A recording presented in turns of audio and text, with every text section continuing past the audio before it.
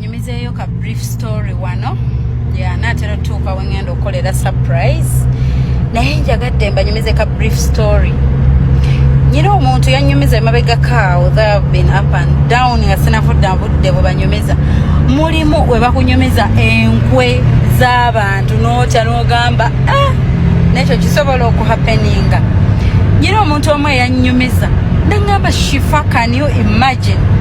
Nabeera n'omuntu ebbanga nga mmanyi mukwano gwange naye nga bannanga omuntu tabanko mukwano gwange ate tanjagalangako. Nengamba shifo manyi tuseka n'abantu bangi nga tebatwagala konza nyumiza mwenange oli nanyumiza. Nengamba yankolako enkwe nankola gino nankola giri naye ayina ke yanyumiriza n'obulala njagenda mbu banyumiriza mpola naye ayina ke yanyumiriza. No wenkwe aba ali somewhere nga waliwo ka party, ka birthday party. Oli n'afuluma bulungi n'amukubira n'amugamba bannange jangu nsange wano wentudde.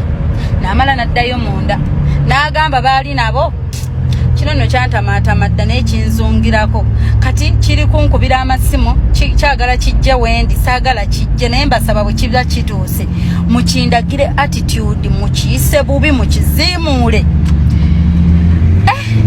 Owenkwe n'atuula ku ppata agenda olaba oli tatuuka n'afuluma n'amukubira n'amugamba ye bannaye nga totuuka bannange wentunatera novaawo.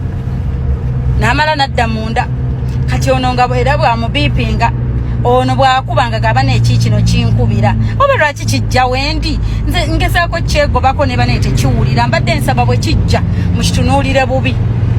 Kala n'amala n'akubira n'ono gwayise n'amugamba ndi nno wano ne bano naye njagalo gye bamanye nti nze oba tebakwagala nze nkwagala. Oba munfunye bulungi kasitole kano oli n'akukubira n'akugamba jangu wentudde bano baba kwagala oba tekubakwagala balina okukakasa nti you're my friend nze nkwagala. Kala n'amala n'agamba ne bano boogenda osisinkana oli nno tabaagala yaboogerako bwati ne bwati naye bwajja mu mutunuulire bubi aleme kuddamu kutulinaana. Oba muntegedde enkwezo who does that? Nenta nengamba lwaki abantu babi nnyo. Jukira ogenda ku party, people are going to serve you food and drinks. Bamazo bagamba ebibi ku already babasabye bakoleko attitude enkyamu kwegamba atakuyise mu lujjudde kwegamba ye ne kibaawo n'aba happy. Omukolo mbwe gwaggwa bulungi ne mubuuza kati wakola otya nga lwaki tosituka ng'olekawo omukolo muni omukolo bwe gwaggwa aba agenda n'ono nakyala yamuyise nakyala n'amugamba bonna ne badde bakutunulira nga tebagala ojje wendi naye nze mbalazeeko nti olina okujja wendi. Omuntu bannange taba mutemu oyo enkwe.